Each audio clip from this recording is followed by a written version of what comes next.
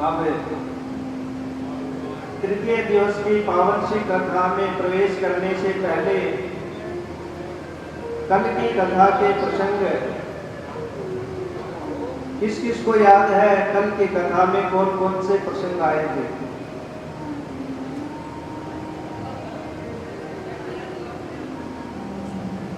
किस किस को आए? कौन कौन थे कल कथा में? कौन कौन आए थे?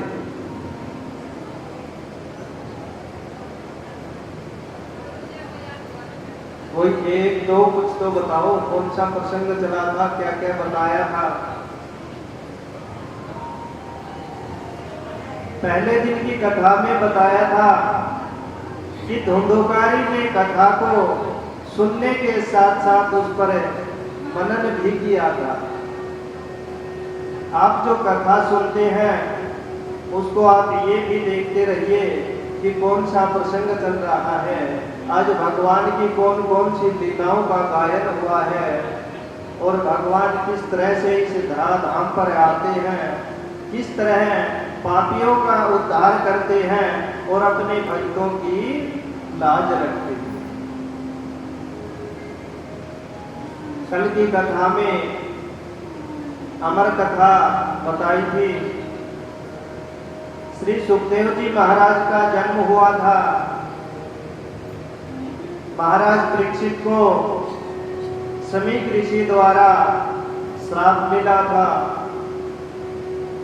और श्राप मिलते ही महाराज परीक्षित गंगा के तट पर आ जाते हैं। वहीं श्री सुखदेव भगवान का आगमन होता है और महाराज परीक्षित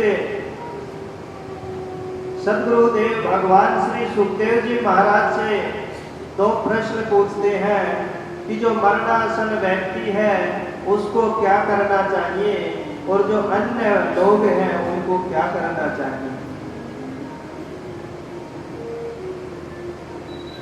आज हमारी तृतीय दिवस की कथा में हम प्रवेश करते हैं। आज सभी को जो प्रसंग, जो भगवान की लीलाएं सुनाई जाए वो सभी ध्यान से सुनना और ये आपका गृह कार्य है। जैसे बच्चों को कार्य मिलता है स्कूल से, घर पर जाकर के कार्य करके लेके आना है, उसी प्रकार आज से ये आपका गृह कार्य है। जब तक आप ये बता देंगे कि पहले दिन में कौन कौन से प्रसंग बताए थे, उसी के बाद अगले दिन की कथा प्रारंभ की जाए। बोलिए ठाकुर जी महाराज की जय हो। आगे तृतीय दिवस की कथा में आगे बताया कि भगवान नारायण की नाभि से ब्रह्मा जी उत्पन्न हुए। सृष्टि के बारे में बताया जा रहा है। सृष्टि की रचना किस प्रकार हुई, कौन कौन सी सृष्टि हुई।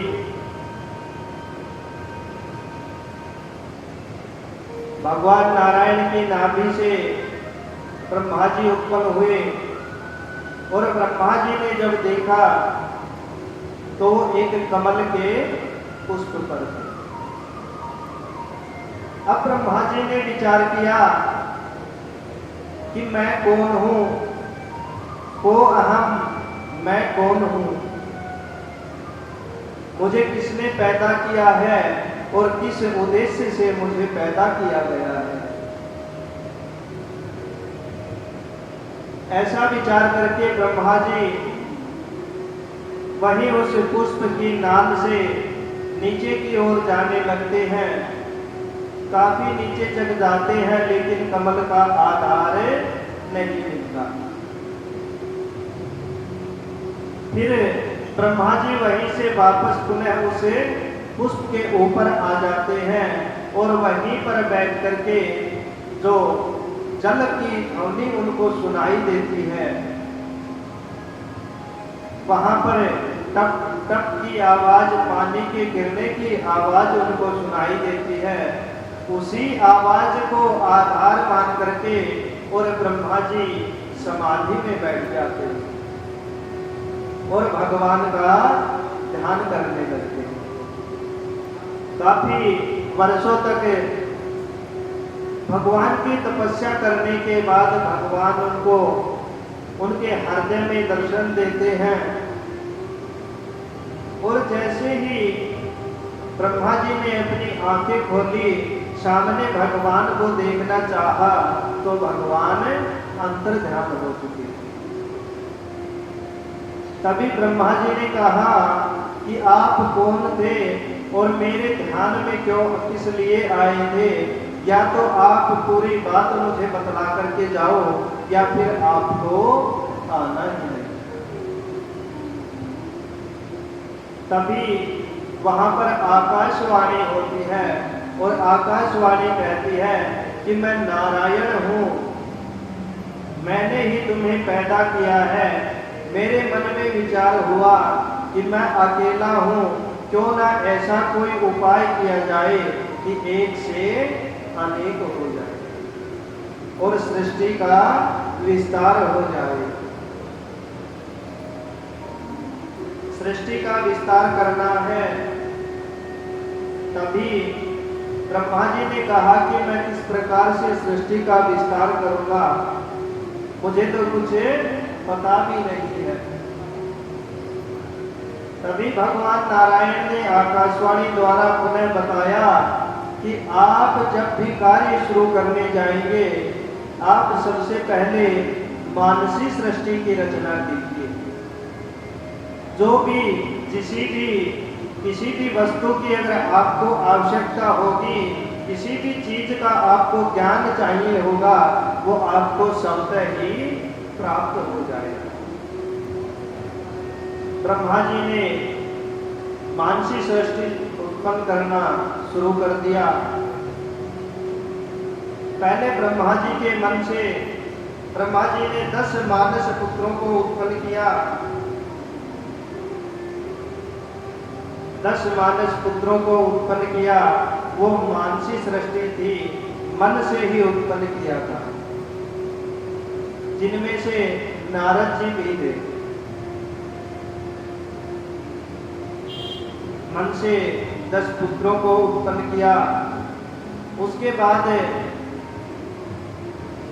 ब्रह्मा जी ने मैथुनी सृष्टि प्रारंभ कर दी।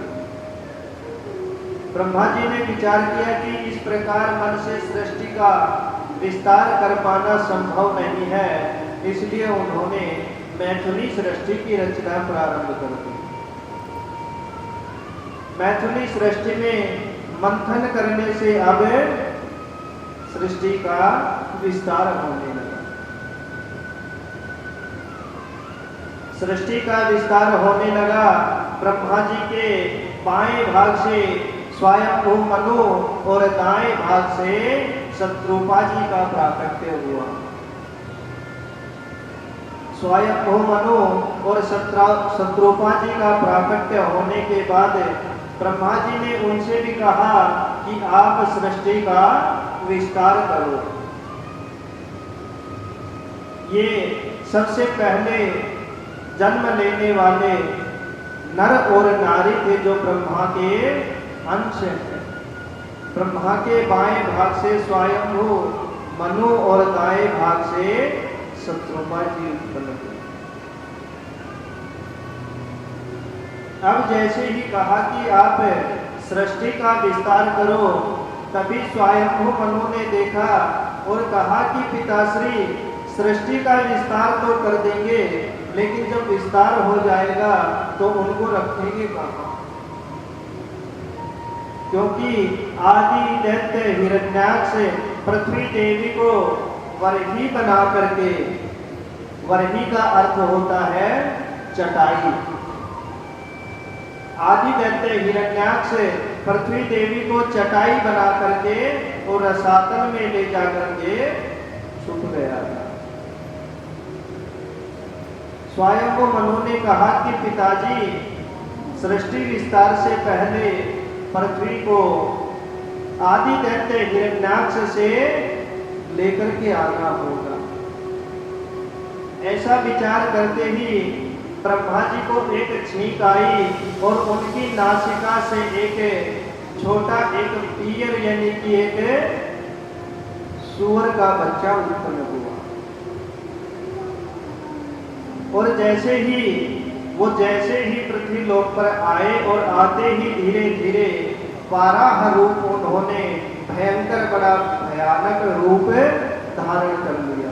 बोलिए वाराह भगवान की जय। देखिए, भगवान अपने भक्तों की लाज बचाने के लिए किसी भी रूप में आ सकते हैं, कोई भी रूप भगवान धारण कर सकते हैं। भगवान के मुख्य केवल 24 अवतार हुए हैं। किसी में जलचर जीव तो किसी में थलचर जीव बने हैं, किसी में मनुष्य रूप धारण किया है। तो आज यहाँ भगवान पृथ्वी देवी को आदि दैत्य हिरण्याक्ष के चंगुल से छुड़ाने के लिए सूअर भी बन करके आए। बोलिए सच्चिदानंद भगवान की भगवान 12 रूप धारण करके आए और रसातल में जाकर के आदि दैत्य हिरण्याक्ष से युद्ध किया और पृथ्वी देवी को मुक्त करवाया। ये आदि दैत्य हिरण्याक्ष माता अदिति के पुत्र हैं और श्री कश्यप जी के पुत्र हैं। एक बार माता अदिति कश्यप जी के पास जाती हैं और उनसे कहती हैं कि मेरी जो 6 पत्नियां हैं, मेरी जो अन्य बहनें हैं, उन सभी को संतान सुख प्राप्त हो चुका है। हे स्वामी, आप मुझे भी संतान का सुख प्राप्त करवाएं। लेकिन कश्यप जी ने कहा कि देवी, आपकी इच्छा अवश्य पूर्ण होगी, लेकिन अभी संध्या काल का समय है। अभी तो संध्या काल का समय है और संध्या काल के समय में भगवान शिव अपने गणों के साथ पृथ्वी देवी पर भ्रमण करते हैं। इसलिए हे देवी, संध्या काल के समय में 4 कार्य कभी नहीं करने चाहिए, और जो आप जो इच्छा प्रकट कर रही हैं वो इन 4 में से एक है। इसलिए आप संध्या काल का समय बीत जाने दो, उसके बाद मैं अवश्य ही आपकी इच्छा पूर्ण करूंगा। लेकिन माता अदिति नहीं मानती हैं, उन्होंने हठ कर लिया। तब भगवान शंकर वहां भ्रमण कर रहे थे, तब कश्यप जी ने बताया कि जो 4 कार्य हैं, संध्या काल में कभी भी शयन नहीं करना चाहिए। जो संध्या काल की बेला होती है, जब कहते हैं कि दोनों समय के वक्त मिल चुके, तो उस समय में पहला कार्य कभी भी भोजन नहीं करना चाहिए, और दूसरा कार्य ऐसे समय पर कभी भी सोना नहीं चाहिए। और जो विद्या अध्ययन करने वाले होते हैं, जो पढ़ाई करते हैं, उन बच्चों को उस समय पर स्वाध्याय भी नहीं करना चाहिए। विद्या अध्ययन यानी कि पढ़ाई भी नहीं करनी चाहिए। और चौथा कार्य बताया कि देवी, इस संध्या काल के समय में कभी भी स्त्री संग नहीं करना चाहिए, क्योंकि भगवान शंकर उनको श्राप दे सकते हैं। लेकिन फिर भी माता अदिति नहीं मानती हैं और वो कहती हैं कि मुझे पुत्र प्राप्ति चाहिए तो चाहिए। अब कश्यप जी भी उनकी इच्छा पूर्ति करने के लिए मान जाते हैं और उनसे कहते हैं कि ठीक है, और उनको संतान प्राप्ति का संतान प्राप्ति करवा देते हैं, लेकिन साथ ही साथ उनको एक श्राप भी देते हैं कि आपने जो है मर्यादा का उल्लंघन किया है, संतान के मोह में आप फंस रही हैं, इसलिए तुम्हें पुत्र तो प्राप्त होंगे और पुत्र भी तुम्हें दो प्राप्त होंगे, लेकिन श्राप ये है कि तुम्हारे दोनों पुत्र असुर बनेंगे। आज वही जो पुत्र है उनके वो असुर बने हैं और आदि दैत्य हिरण्याक्ष और हिरण्यकश्यपु उनके नाम है। श्री राधे, आज हमारे मध्य विदुषी पूर्णिमा जी पधार रही हैं। एक बार तालियों के स्वागत।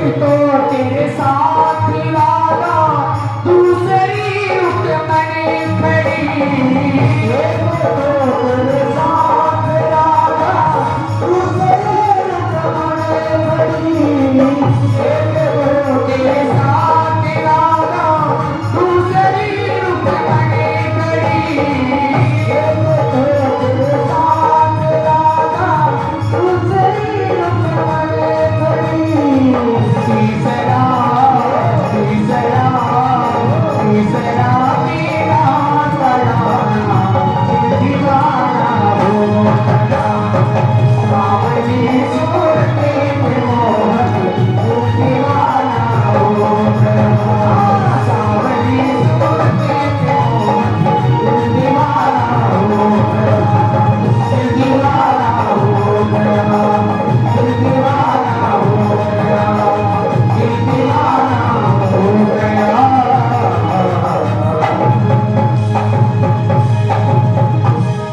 बोलेगा श्री बांके बिहारी लाल की जय हो। सर्वप्रथम व्यास गद्दी पर विराजमान मेरे गुरु तुल्य राकेश कौशिक जी के चरणों में बारंबार प्रणाम करती हूँ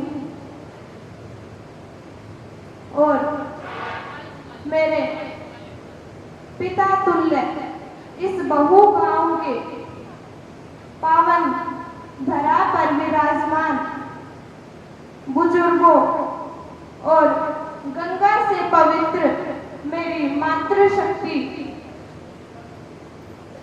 छोटे व बड़े बहन भाइयों व बच्चों को मेरे तरफ से जय जय श्री राधे। देखिए, एक जन्म का नहीं अनंत जन्मों के जब भाग्य उदय होते हैं तो ही श्रीमद् भागवत कथा की श्रवण में रुचि हो पाती है। ये भक्तिपूर्ण अनुष्ठान केवल गोविंद की कृपा से ही होते हैं। ज्यादा समय न लेते हुए मैं अपनी वाणी को यही विराम देती हूँ। प्रेम से बोलिए जय जय श्री राधे। जय श्री राधे।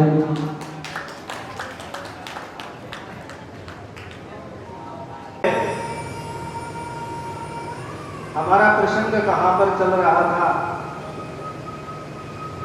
किस किस को याद है कौन सा प्रसंग चल रहा है?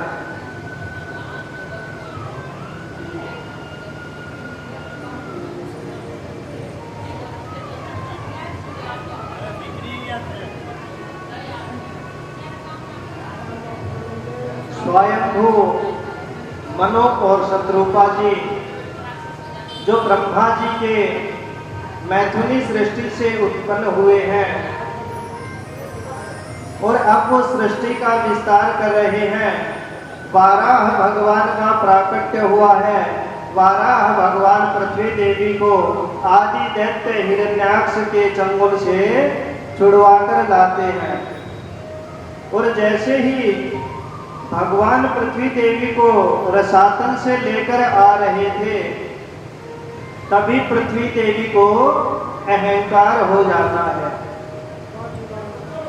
पृथ्वी देवी को अहंकार हो जाता है कि मेरे बिना तो भगवान का कार्य भी नहीं चल रहा है और मेरे लिए स्वयं भगवान को रसातल में भी आना पड़ा और वो भी सुअर का रूप धारण कर सुअर बन करके भगवान को आना पड़ा। भगवान समझ गए कि पृथ्वी देवी के मन में अहंकार आ गया है। उनका अहंकार दूर करने के लिए भगवान पृथ्वी देवी को सीधे श्री धाम वृंदावन में लेकर के आए। बोलिए वृंदावन धाम की जय हो। जैसे ही भगवान वृंदावन में लेकर के पृथ्वी देवी को आते हैं और वहां की हरी भरी भूमि को देख करके पृथ्वी देवी का अहंकार दूर हो जाता है और पृथ्वी देवी भगवान से पूछती है कि भगवान मैं तो रसातल में चली गई थी, तो मेरे बिना ये हरियाली किस प्रकार। तभी भगवान ने कहा कि तुम्हारा ये अहंकार दूर करने के लिए ही मैं तुम्हें यहाँ लेकर के आया हूँ।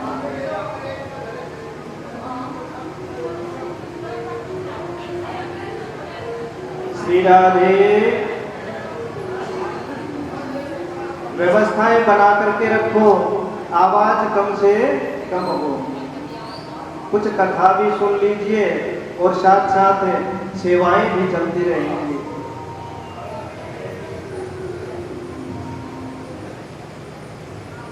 जैसे ही भगवान पृथ्वी देवी को लेकर वृंदावन में आते हैं और अहंकार दूर करते हुए कहते हैं कि ये जो वृंदावन की भूमि है ये मेरी बंसी पर स्थित है। और एक पृथ्वी देवी अयोध्या की जो कि भगवान राम के धनुष पर स्थित है। इन दोनों के अलावा तुम एक जगह हो और तुम्हें ही जो आदि दैत्य हिरण्याक्ष है वो बरही रूप में बना करके चटाई बना करके तुम्हें रसातल में लेकर गया। पृथ्वी देवी का अहंकार दूर करके भगवान पृथ्वी देवी को स्थापित करते हैं और फिर मनु और शत्रुपा का वंश आगे बढ़ता है। उनसे सृष्टि का विस्तार होता है। सृष्टि का विस्तार होता है। मनु और शत्रुपा जी से 5 संतानें होती हैं। जाये उत्तान पाद प्रिय व्रतो आकुति देवहूति च प्रसूति च कन्यायाः। प्रिय व्रतोत्तान पादः, प्रिय व्रत और उत्तान पाद जो स्वयंभू मनु और शत्रुपा जी के 2 पुत्र हैं, जिनमें प्रिय व्रत बड़े हैं और उत्तान पाद छोटे हैं। ये श्रीमद् भागवत पुराण के अनुसार है, प्रिय व्रत बड़े और उत्तान पाद छोटे। लेकिन गोस्वामी श्री तुलसीदास जी ने मानस में बताया है कि उत्तान पाद बड़े हैं और प्रिय व्रत छोटे। लेकिन आज यहाँ पर भगवान श्री कृष्ण की श्रीमद् भागवत कथा हो रही है, उन्हीं के अनुसार हम चलते हैं कि यहाँ पर प्रिय व्रत जी बड़े हैं और उत्तान पाद छोटे हैं। और स्वयंभू मनु और शत्रुपा जी की 3 पुत्रियां हैं, जिनका नाम है आकुति, देवहूति और प्रसूति। 3 उनके कन्याएं हैं। फिर ब्रह्मा जी से कर्दम जी का प्राकट्य होता है। कर्दम जी का प्राकट्य होते ही ब्रह्मा जी भी कर्दम जी से कहते हैं कि तुम भी सृष्टि का विस्तार करो। लेकिन कर्दम जी कहते हैं कि सृष्टि विस्तार करने के लिए शक्ति की आवश्यकता होती है और शक्ति प्राप्त करने के लिए मुझे पहले तपस्या करनी होगी। तो कर्दम ऋषि वहां से तपस्या करने के लिए चले जाते हैं। काफी हजारों वर्षों तक तपस्या करने के बाद भगवान उनके सामने प्रकट होते हैं और उनसे कहते हैं कि वरदान मांगो, किस लिए तुम तपस्या कर रहे थे। अब कर्दम जी तपस्या तो कर रहे थे अपने पिता के कहे अनुसार सृष्टि का विस्तार करने के लिए, शक्ति प्राप्त करने के लिए। लेकिन जैसे ही भगवान को अपने सामने देखते हैं तो अपनी बुद्धिमता का प्रयोग करते हैं और बुद्धिमता का प्रयोग करते हुए कहते हैं कि भगवान आपके दर्शन मुझे प्राप्त हो गए, इससे ज्यादा मुझे और कुछ नहीं चाहिए। लेकिन वो तो भगवान है, उनको तो सभी जीवों का, सभी का पता है कि किसके मन में क्या चल रहा है। भगवान भी मन ही मन विचार कर रहे हैं कि तपस्या तो कर रहे थे, पत्नी मनोरमा तपस्या तो कर रहे थे पत्नी प्राप्त करने के लिए, लेकिन अब मना कर रहे हो। भगवान विचार करने लग गए कि बड़ा ही विचित्र मेरा भक्त है, जो कि मन मन भावे मूड हिलावे। मन में तो लड्डू फूट रहे हैं कि भगवान आए हैं और मुझे पत्नी का आशीर्वाद दे करके जाएंगे और मुझे सुंदर पत्नी मिलेगी। लेकिन बुद्धिमत्ता का प्रयोग इतना अच्छे से किया कि भगवान के सामने कहा भी नहीं, और भगवान तो बना था, सब जानते ही हैं। फिर भगवान नारायण ने कहा कि ठीक है, अगर आप मेरे दर्शन के लिए ही तपस्या कर रहे थे तो मैं भी सम्राट मनु की मछली पुत्री, सम्राट मनु की बीच की पुत्री देवहूति से आपका विवाह निश्चित करके आया था। यदि आपको विवाह नहीं करना तो मैं उनको जाकर मना कर दूं। अब कर्दम जी ने विचार किया, ये भगवान ने दर्शन तो दे दिए, लेकिन ये जो पत्नी वाली बात है ये तो गलत हो गई। पहले ही सही था, मैं सीधा ही बोल देता कि भगवान मेरा विवाह करवा दी। लेकिन फिर भी उन्होंने कहा कि हे भगवान, जब आपने विवाह निश्चित ही कर दिया है तो मैं आपके किए हुए प्रण को टाल भी नहीं सकता। अगर आपने वचन ही दे दिया है तो मैं आपके वचन की रक्षा करने के लिए ये विवाह करूंगा। भगवान नारायण सम्राट मनु के पास जाते हैं और उससे कहते हैं कि आज से 3 दिन बाद आप अपनी मझली पुत्री देवहूति को लेकर के कर्दम जी के आश्रम में जाना और वहां उनका विवाह कर देना। बोलिए सच्चिदानंद भगवान की जय श्री। लेकिन कर्दम जी ने भगवान से कहा कि यदि आप मेरा विवाह करवाना चाहते हैं तो आप मुझे एक वचन दीजिए कि मेरे यहाँ पुत्र बन करके स्वयं आपको ही आना पड़ेगा। भगवान ने उनको वचन दिया और सुंदर कर्दम देवहूति का विवाह हुआ। और कर्दम जी ने अपनी पत्नी से भी कहा कि मैं अगर एक संतान हमारे हो जाती है तो उस संतान के बाद कभी भी घर छोड़ करके जा सकता हूं तपस्या के लिए। अब देवहूति जी ने भी स्वीकार कर लिया, माता पिता की इच्छा है, स्वयं भगवान की यही इच्छा है, तो मुझे आपकी शर्त मंजूर है।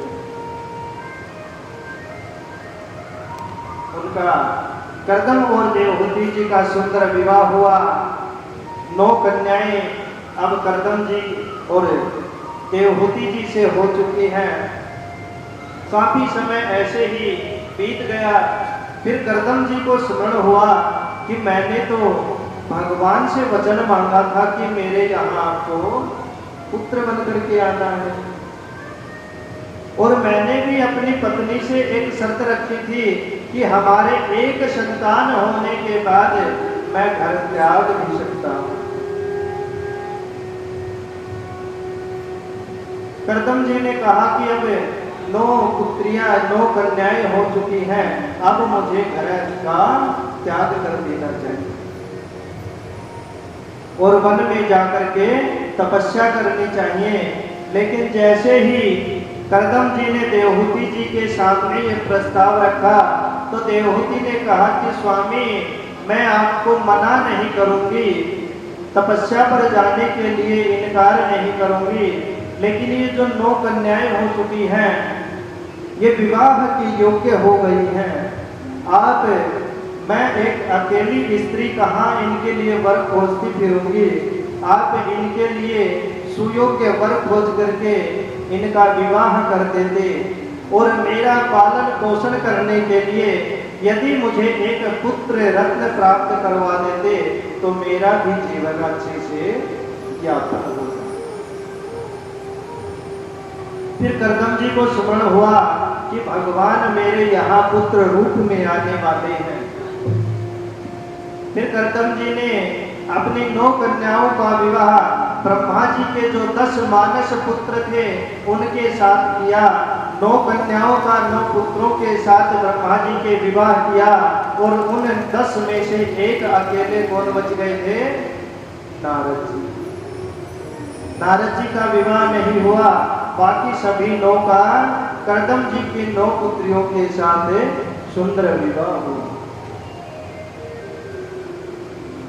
विवाह होने के बाद समय का प्रभाव हुआ, भगवान की प्रेरणा से उनके घर पर पुत्र ने जन्म लिया और साक्षात भगवान उनके घर पर कपिल भगवान का अवतार लेकर के उत्पन्न हुए। बोलिए कपिल भगवान की। कपिल भगवान का प्राकट्य हुआ। करदम जी तपस्या के लिए निकल गए।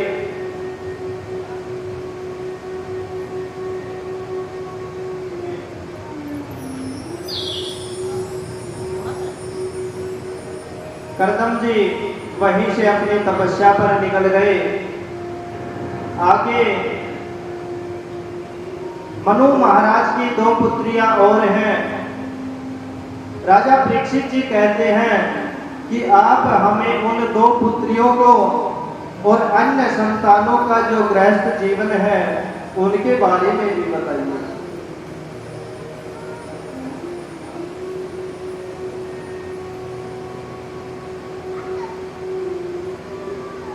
तब सुखदेव जी महाराज कहते हैं कि स्वयंभू मनु की 3 कन्याएं थी, आकुति, देवहूति और प्रसूति।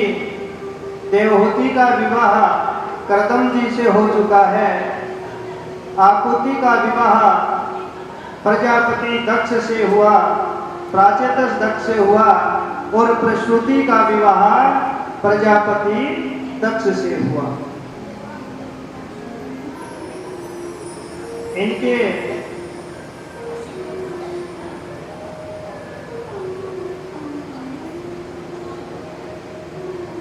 आकुति का विवाह प्राचेतस दक्ष से, देवहूति का विवाह करदम जी से और प्रसूति का विवाह प्रजापति दक्ष से हुआ। प्रजापति दक्ष से सती माता का विवाह हुआ। तब सुखदेव जी महाराज कहते हैं सम्राट परीक्षित से कि राजन, जो प्राचेतस दक्ष है उसकी एक पुत्री है सती, जिनका विवाह शंकर भगवान से हुआ। यद्यपि शंकर जी दक्ष के दामाद हैं, लेकिन इन दोनों के बीच मतभेद रहता है। इनकी आपस में ज्यादा बनती नहीं है। अब परीक्षित जी ने विचार किया कि ससुर और दामाद के बीच तो बड़ा स्नेह होता है, फिर ऐसा क्या कारण हुआ, ऐसी कौन सी वजह हुई कि इनके बीच मतभेद हो गए।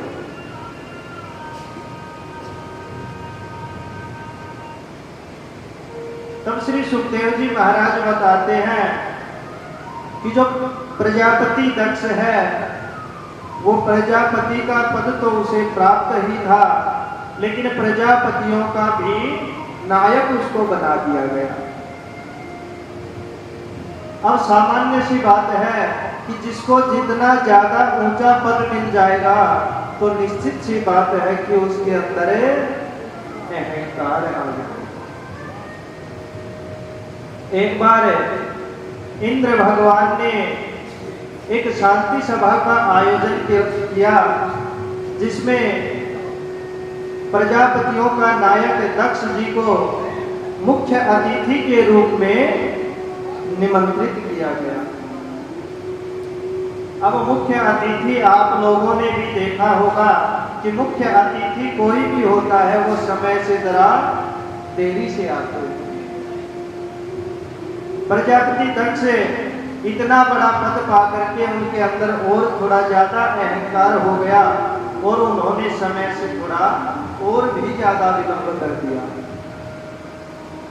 वहीं उस सभा में मेरे भोले बाबा भी उपस्थित थे, लेकिन भोले बाबा ने विचार किया कि जब तक ससुर जी आएंगे तब तक मैं भगवान का ध्यान कर लेता हूं।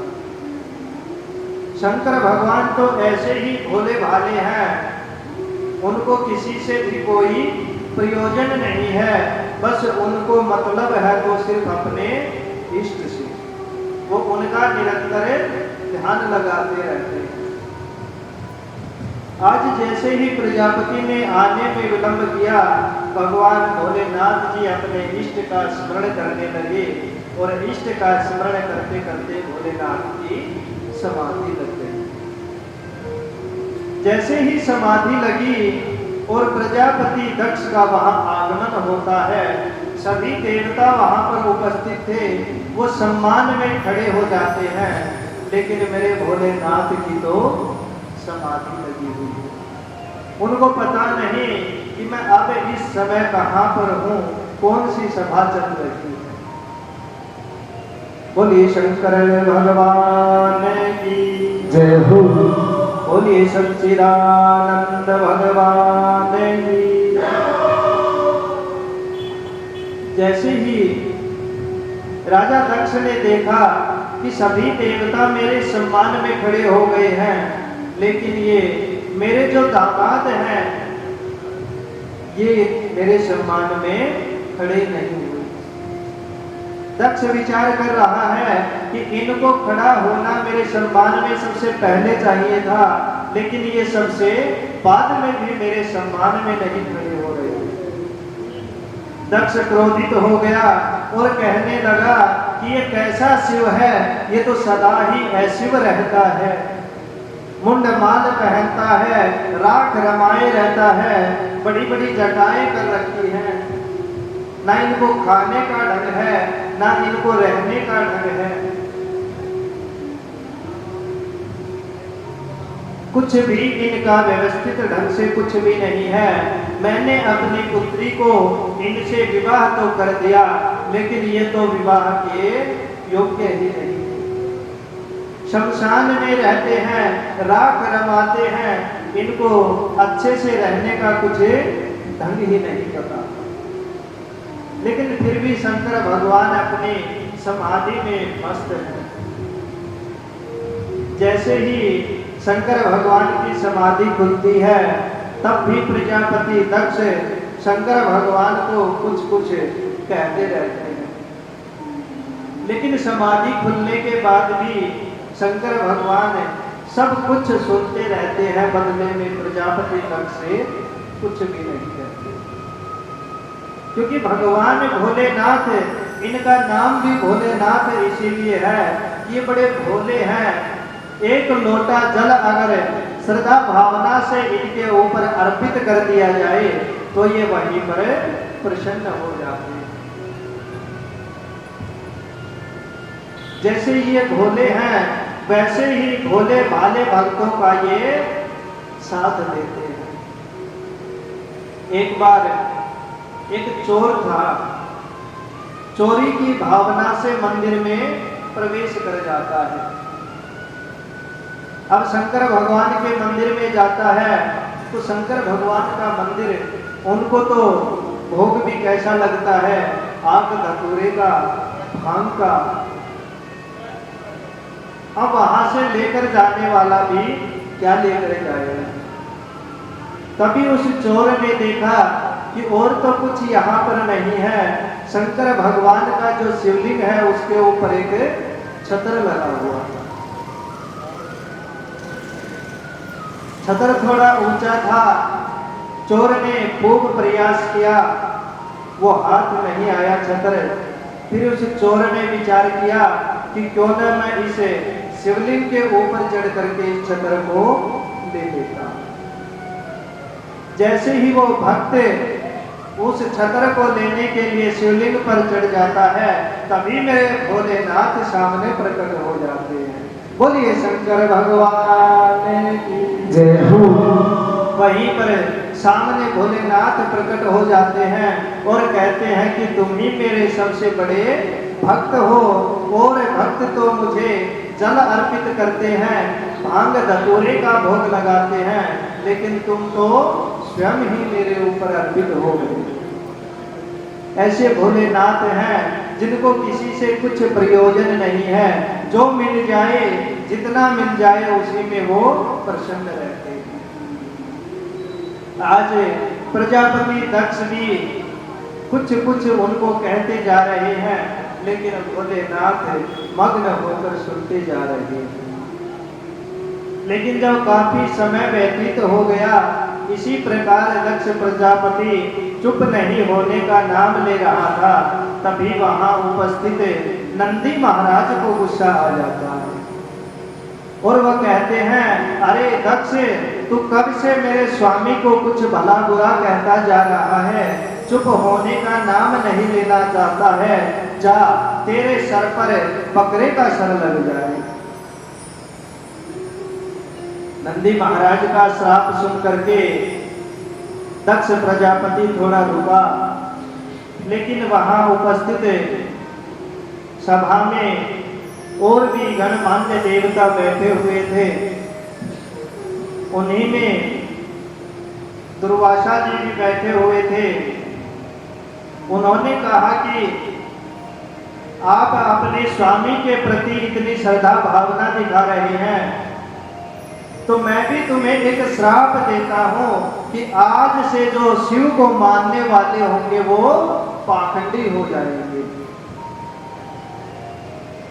तभी नंदी महाराज ने कहा कि जो अकेले शिव को मानने वाले होंगे वो पाखंडी होते होंगे, वो होते रहेंगे, लेकिन आज के बाद जो मेरे स्वामी शंकर भगवान के साथ मेरे श्री नारायण भगवान का, विष्णु भगवान की भी जो पूजा करेंगे वो पाखंडी नहीं कहलाएंगे।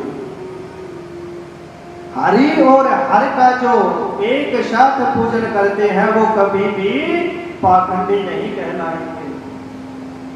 इसलिए जो शंकर भगवान की पूजा करते हैं उनको साथ साथ नारायण भगवान का पूजन भी करना चाहिए। बोलिए नारायण भगवान की जय हो। बोलो शंकर भगवान की जय हो।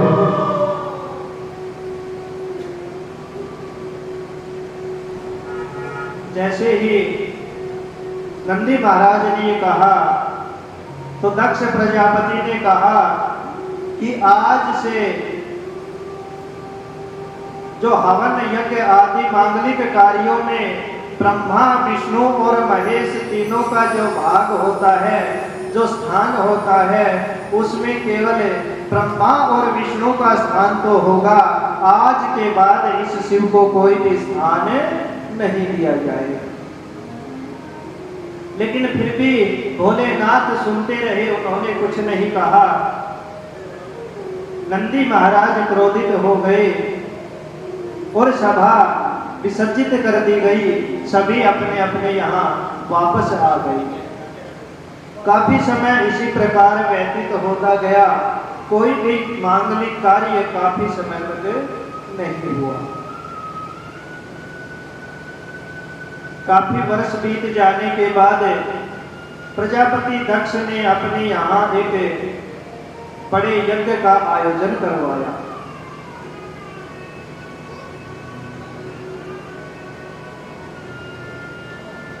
बड़े यज्ञ का आयोजन करवाया। उसमें अपने दामाद शंकर भगवान और सती जी को निमंत्रण नहीं दिया, बाकी अपनी 15 कन्याओं को और दामाद सभी को निमंत्रित किया। अन्य सभी देवताओं को निमंत्रित किया, सभी को बुलाया और सभी से कहा कि यदि कोई शिव और सती का अगर वो यहाँ आ भी जाएं, उनसे कोई सम्मान करेगा उनको कोई फूल माला चढ़ाएगा तो मैं उनकी तस्वीर पर फूल माला चढ़ा दूंगा। कहने का अर्थ है कि कोई भी यहाँ अगर शंकर भगवान और सती जी इस यज्ञ में आ जाए तो कोई भी उनको सम्मान नहीं देगा। अब जैसे ही यज्ञ होने वाला था, सभी देवता अपने अपने पत्नियों को साथ लेकर अपने अपने विमानों पर आरूढ़ होकर कनखल की ओर जाने लगे।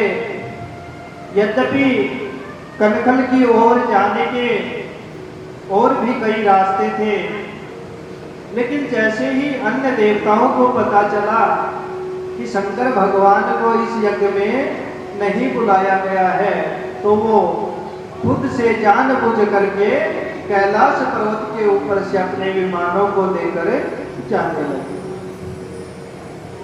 अब कैलाश पर्वत के ऊपर से सभी विमान एक साथ जा रहे हैं। माता पार्वती ने देखा, माता सती ने देखा कि ये जो सभी विमानों पर आरूढ़ होकर कहाँ जा रहे हैं।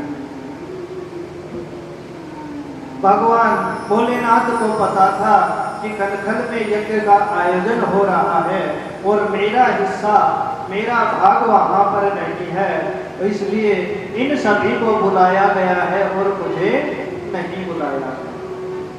भोलेनाथ काफी समय तक कुछ नहीं बोलते, चुपचाप बैठे रहते हैं, लेकिन फिर वही बात आती है कि त्रिया हट। स्त्री जब हट कर लेती है तो वो बात बार बार घुमाती रहती है। खाने की बात है तो खाने के साथ भी वही बात जरूर मिलेगी। पानी पिलाने की बात है तो पानी पिलाने के साथ भी वो बात जरूर मिलेगी। अब सती माता भी यहाँ पर वही कर रही है कि सभी जा रहे हैं तो जा कर रहे हैं। अब भोलेनाथ ने बताया कि ये सभी कनखल में जा रहे हैं और वहां पर यज्ञ का आयोजन हो रहा है। तो माता सती ने कहा कि कनखल में इतना बड़ा कौन राजा हो गया और कौन दूसरा हो गया जो कि यज्ञ करवा रहा है। तब भोलेनाथ ने कहा कि और कोई नहीं, तुम्हारे ही पिता करवा रहे हैं। तब माता सती ने कहा, अगर मेरे पिता यज्ञ करवा रहे होते तो अवश्य ही वो आमंत्रित करते, और यदि मेरे पिताजी ने यज्ञ करवाया है तो अवश्य ही हमारे लिए निमंत्रण पत्र भेजा होगा। कोई अगर निमंत्रण पत्र लेकर आया होगा तो स्वामी हम इतनी ऊपर कैलाश पर्वत पर रहते हैं, वो निमंत्रण लेने वाला यहाँ तक पहुँच नहीं पाया होगा। अनेकों प्रकार की बातें माता सती भगवान भोलेनाथ से कह रही हैं, लेकिन भगवान भोलेनाथ को तो सब पता था पहले क्या हो चुका है। वो जाने का नाम नहीं लेते। बार बार हठ करने पर माता सती से कहते हैं कि तुम चली जाओ, मैं नहीं जाऊंगा। माता सती तैयार हो जाती हैं और भगवान भोलेनाथ अपने गणों के साथ माता सती को भेज देते हैं। और जैसे ही माता सती वहां से गणों के साथ जाती हैं तो पीछे से शंकर भगवान विचार करते हैं। उनको पता लग जाता है कि अब सती वापस नहीं आएगी, अब सती वापस नहीं आएगी। लेकिन शंकर भगवान माता सती के हट के आगे कुछ भी नहीं कर पाए। जैसे ही सती माता कनखल में अपने पिता के घर पर पहुंचती है तो सभी उनकी बहनें जो कि दरवाजे पर ही बैठी थी, जाते ही सभी उनसे हास परिहास करने लगती हैं। कहती है कि अरे बहन, तुम्हारे पति ने अभी तक वस्त्र पहनना शुरू किया या उसी दिगंबर में घूमते हैं? उनको खाने का ढंग पता चला या ऐसे ही खाते हैं? ऐसे ही राख रमाते हैं, या उनको कुछ रहने का ढंग भी पता चला, कुछ मकान घर इत्यादि की व्यवस्था भी की, या वही उस बर्फ वाले उस कैलाश पर्वत पर तुम्हारा निवास है? उन सब की बातों को माता सती ज्यादा नहीं सोचती है और वहां से आगे बढ़ जाती है।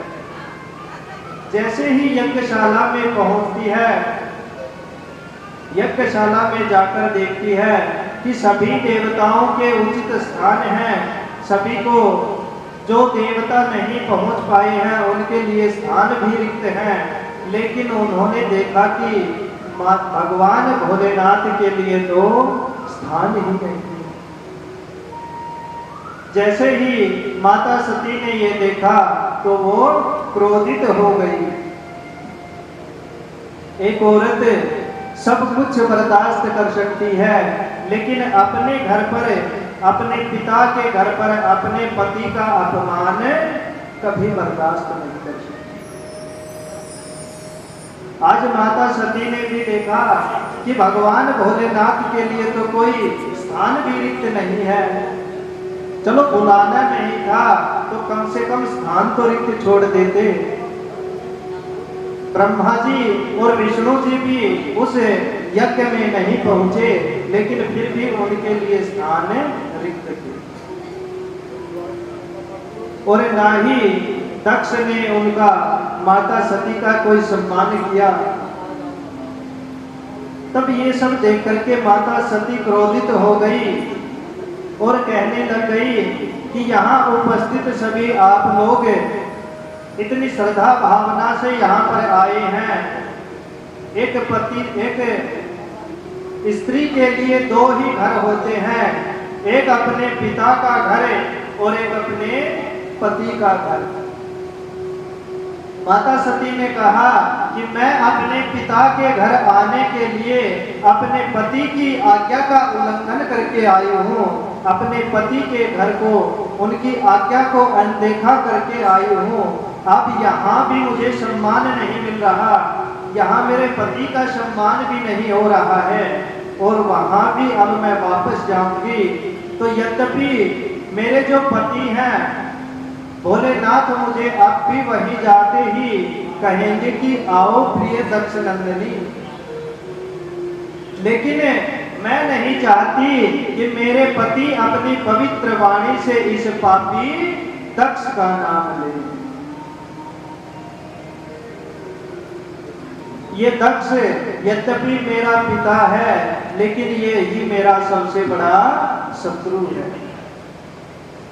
आज जो ये यज्ञ करने जा रहा है, मैं इस यज्ञ का यही पर विध्वंस करती हूँ।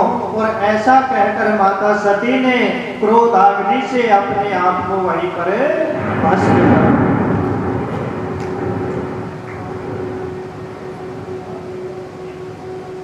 यहाँ पर बहुत से व्यास भाई बताते हैं कि माता सती जो है हवन यज्ञ कुंड में उन्होंने अपने शरीर को दाह किया था, लेकिन यज्ञ कुंड में नहीं, अपितु अपनी योग माया से, अपनी क्रोधाग्नि से ही अपने शरीर को भस्म किया था।